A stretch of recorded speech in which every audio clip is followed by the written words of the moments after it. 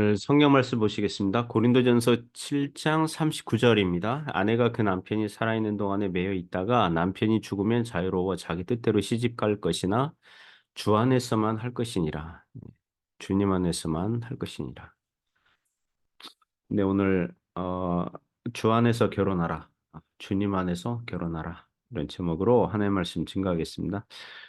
금요일에는 웨스트민스터 신앙고백서를 보고 있습니다. 오늘 24장 세 번째 항목 보겠습니다. 그 진술을 읽겠습니다.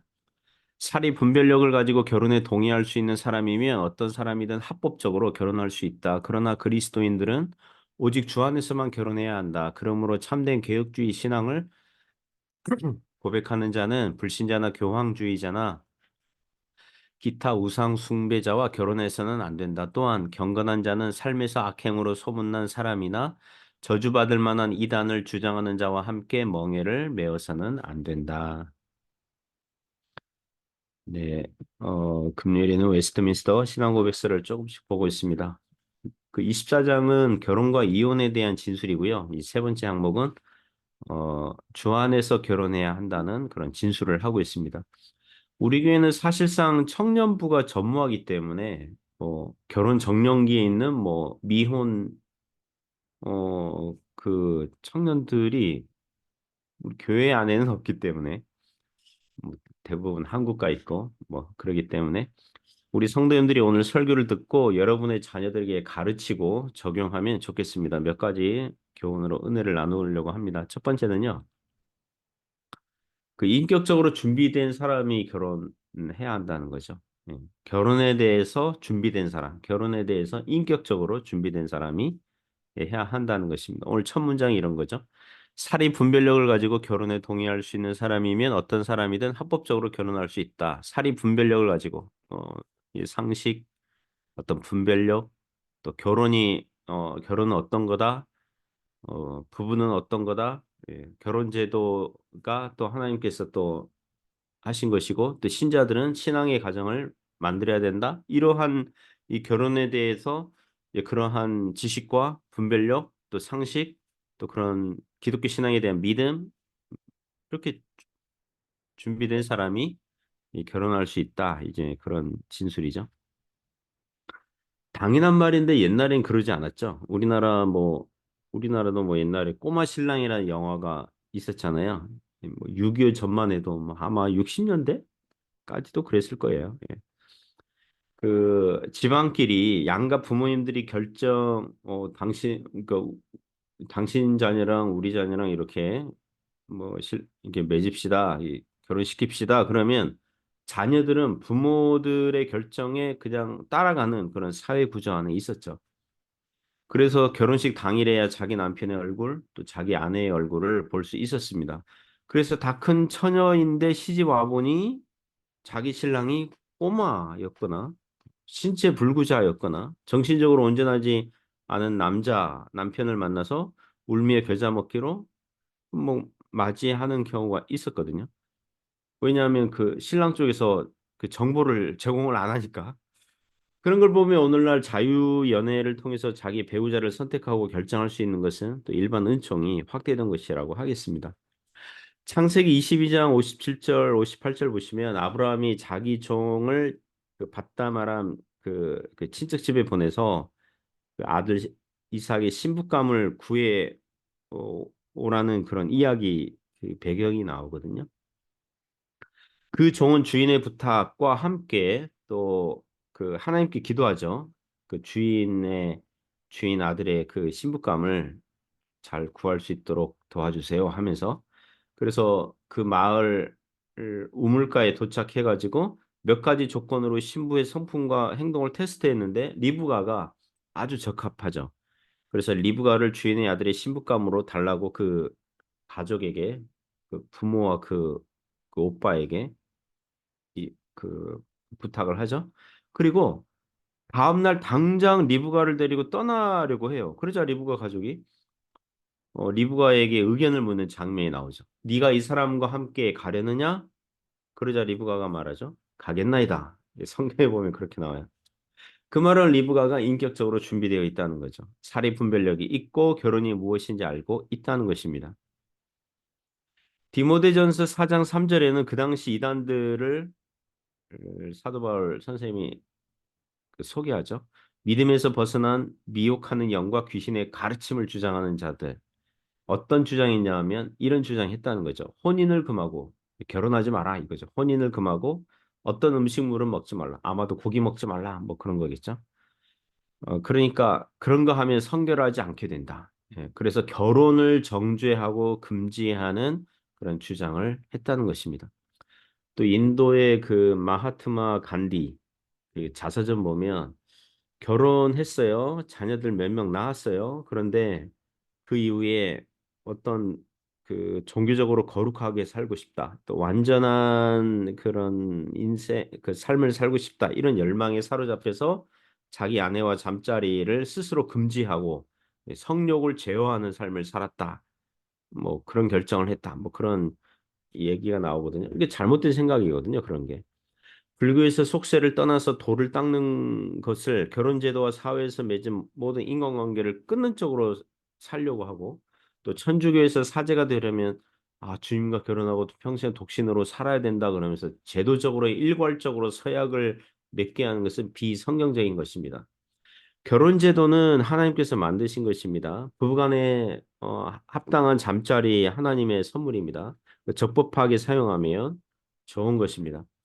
두 번째는 주 안에서 결혼해야 한다는 거죠. 나머지 문장이 다음과 같습니다. 그러나 그리스도인들은 오직 주 안에서만 결혼해야 한다. 그러나 그리스도인들은 오직 주 안에서만 어, 결혼해야만 한다. 그러므로 참된 개혁주의 신앙을 고백하는 자는 불신자나 교황주의자나 기타 우상 숭배자와 결혼해서는 안 된다. 또한 경건한 자는 삶에서 악행으로 소문난 사람이나 저주받을 만한 이단을 주장하는 자와 함께 멍에를 메어서는 안 된다.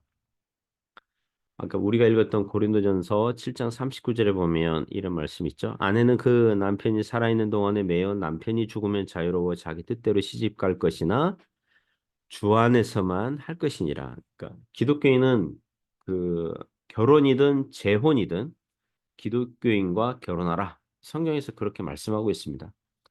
그래서 결혼 상대로 그 어울리지 않는 사람, 금지하는 사람들은 불신자, 교황주의자나 기타 우상 숭배자들 그리고 악행자와 뭐 이단자 이렇게 말씀하고 있어요.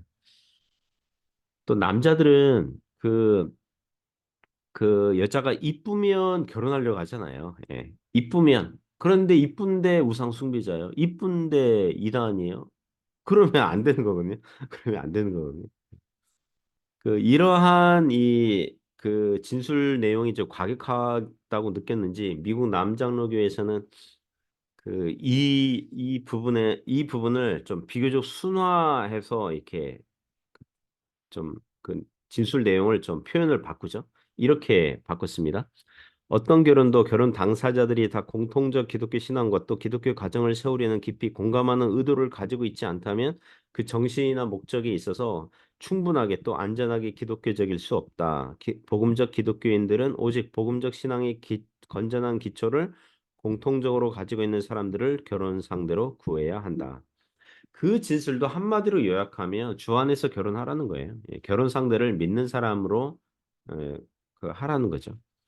그 모세오경에서 그 출애굽기 34장 16절과 신명기 7장 3절 4절 보시면 광야 이스라엘 백성들에게 이런 그 말씀을 해요. 가나안 땅에 들어가면 가나안 이방 족속들과 통혼하지 마라. 예. 그들의 딸을 아내나 며느리로 맞아들이지 말고 너희들의 딸을 그들의 아들에게 주지 말라. 이렇게 말씀합니다. 왜 그렇습니까?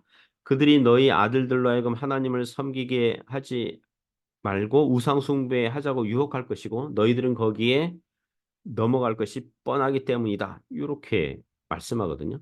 그 신뢰로 열왕기상 11장 4절에 보면 솔로몬 왕이 뭐 여러 이방 아내들을 맞이하지 않습니까? 노년에 솔로몬 왕이 노년에 이방 아내들이 솔로몬으로 하여금 여호와 하나님 섬기는 것을 그만두게 하고 우상 숭배하도록 꼬드겼고 솔로몬은 거기에 넘어갔다는 그런 내용이 나와요. 그리고 느헤미야 13장 25절 26절 보시면 바벨론 포로 귀환한 백성들 중에서 이 고위급 관리들, 제사장, 레위인들은 물론 일반 백성들 중에서 주변 이방 사람들과 통혼하고 그들 사이에서 낳은 자녀들이 유다 방언을 다 잊어버렸다. 즉 하나님 신앙이 없는 자식들이 되어버렸다. 이런 내용이 나와요. 고린도 후서 6장 14절에는 너희는 믿지 않는 자와 멍에를 함께 매지 말라. 의와 불법이 어찌 함께하며 빛과 어두움이 어찌 사귀며 라고 말씀하고 있습니다. 그러므로 사랑하는 성도 여러분, 우리가요 성경보다 더 지혜롭다고 여기면 안 돼요. 어떤 신자는 그 안 믿는 신자와 이제 결혼하면서 아 나는 뭐 결혼하고 내 남편을 또는 내 아내를 내가 선교지 가는 심정으로 선교사의 심정으로 결혼할 거야. 결혼은 선교사의 심령으로 할 필요 없어요. 그 심정으로 할 필요 없어요. 여러분의 자녀들을 신앙 안에서 배우자로 만나고 결혼하게 하여서 믿음의 가정을 이룰 수 있도록 기도하시고 가르치시고 또 그렇게 안내하시기를 바랍니다. 세 번째 기호는 세 번째 기호는 배우자의 회심을 위해서 기도하라는 것이죠. 예, 배우자를 주님께 돌아오도록 권면하라는 것입니다. 또 오늘 뭐 세 번째 기호는 오늘 진술에서 언급하지 않지만 실제적인 적용이라고 할 수 있죠. 신자들 중에는요, 결혼할 때 없었던 사람이 있거든요. 예, 결혼할 때. 신앙이 없었고, 또는 어려서부터 교회를 다녔지만 회심하지 않았기 때문에 굳이 기독교인과 결혼해야 된다는 생각이 없이 자기 마음에 드는 사람 만나서 결혼했는데, 결혼한 이후에 부부 중에 한쪽이 기독교 신앙이 생긴 그런 부부들이 있습니다. 예, 그러면 어떤 일이 발생합니까? 마태복음 10장 34절에 보면 주님께서 화평이 아니라 검을 준 것과 같은 사건이 가정에서 일어나요. 그러니까 세계관이 충돌하는 거죠. 한편 믿는 사람이 이제 믿고 보니 주님을 알고 복음을 믿고 진리로 말미암아 자유하게 되면서 사람은 왜 사는지, 하나님께서 누구신지, 또 예수님 안에서 구원받는 게 무엇인지, 또 내세가 있고, 그래서 영적인 사람과 이게 믿는 영적인 사람과 믿지 않는 육적인 사람 사이에 갈등이 생기는 거예요. 그 어느 형제가 그, 그 교회는 다녔지만, 교회는 다녔지만 회심하지 않았을 때, 또 아내는 신앙에 열심이었다고 하고, 또 아내가 말끝마다 아, 모든 것이 하나님께 감사하고 또 뭐 하나님의 은혜다 이런 말을 하면 매우 기분이 나빴다는 거예요. 왜냐하면 자기는 회사에서 힘들고 수고하면서 가족을 부양하고 있는데 아내는 남편의 수고와 노력은 알아주지 않는 것 같고 모두 다 하나님의 은혜라고 하니까 그러면 뭐 남편은 뭐냐 뭐 이렇게 기분이 나빴다는 거죠. 또 그 형제는 밤늦게 영업한다는 명분으로 술 마시고 뭐 술 시중 들고 또 취해서 집으로 돌아오면 아내는 근심하면서 자기를 보면서 아 이건 주님이 기뻐하는 삶이 아니라고 막 이게 잔소리하면 또 기분 나빠서 또 화를 냈다는 거죠. 그러니까 뭐냐 면 사람은요 주님 모르면 대화가 안 통해요. 생각이 완전 다르거든요. 그런 경우에 어떻게 합니까? 인내하면서 기도하는 수밖에 없죠. 결국 그 형제는 주님께 돌아왔고 지난날의 자신의 삶에 대해서 회개하면서 말씀 따라 살려고 노력하고 있다고 하더라고요. 이런 커플들이 있습니다. 그 서로 사귀고 있는 여자 집안 그 그러니까 사귀고 있는 여친의 집안이 기독교 집안이에요. 형제는 아주 생짜배기 그, 그 불신가정 출신이고 교회를 다녀본 적이 없어요. 그러니까 그 여자친구도 집안이 기독교 집안인데 그 형제와 같이 신앙이 없는 형제를 만난 걸 보면 그 여자친구도 별로 신앙이 열심은 없는 거죠. 그러니까 일요일이면 교회 가는 정도. 예. 또 바쁘면 교회 빠지고 뭐 그런 그죠? 그런 여친이죠. 그리고 결혼 승낙 받으려고 여친 그 가족을 만나니까 그 여자친구 부모님이 말을 하는 거죠. 자네 우리 딸과 결혼하려면 교회를 다녀야 되네. 교회를 다니고 최소한 세례까지는 받아야 승낙할 거야.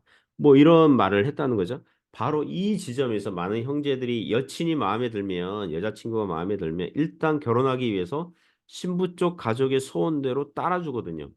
그리고 결혼 이후에는 교회를 끊더라도 일단 교회에 결혼하기 위해서는 그 요구 조건을 들어주는 거예요. 그래서 결혼 전에는 교회를 얌전히 다니고 세례까지 받고 하면서 이제 결혼 이후에는 이제 교회를 끊는 사람들이 이 부지기수거든요. 그 믿음은 모든 사람의 것이 아니기 때문에. 그러나 하나님의 은혜로 또 어떤 남자들은 교회를 다닐 때에 결혼 어, 하려고 이제 여자친구와 이제 교회를 다닐 때에 교회를 다녀보니 교회가 좋거든요. 기독교에 호의적이고. 그래서 그 신앙도 생기고 회심도 하고 그래서 결혼 이후에도 쭉 다니는 경우들이 있어요. 우리 교회에서도 몇몇 커플들을 그런 커플들을 봤습니다. 그래서 자녀들 중에 기독교 신앙이 없거나 부족한 그 자녀들이 있다면 결혼 상대자를 만날 때 그래도 교회를 다니는 집안이기를 기도하시기 바랍니다. 그렇게 결혼을 전제로 교회로 다니다 보면 예수님을 믿을 수 있는 기회가 주어지는 거죠. 그건 역시 하나님의 은혜가 될 것입니다. 사랑하는 성도 여러분, 가족 중에서 아직 주님을 모르는 가족이 있다면 그 말과 행동으로 부지런히 꾸준하게 주님의 향기를 보여주시고 그리고 기도하시기 바랍니다. 주님께서 은혜를 베풀어 주시기를 바랍니다. 그런 은혜가 있기를 주님의 이름으로 축복합니다. 기도하겠습니다. 하나님 아버지 감사합니다. 우리의 자녀들이 그 믿음의 짝을 만나게 하시고 믿음의 가정을 이룰 수 있도록 인도하여 주시길 원합니다. 그리고 남편이나 아내가 아직 주님을 모르고 있다면 하나님께서 은혜를 베풀어 주셔서 주님께 속히 돌아올 수 있도록 역사하여 주옵소서. 예수님 이름으로 기도드립니다. 아멘.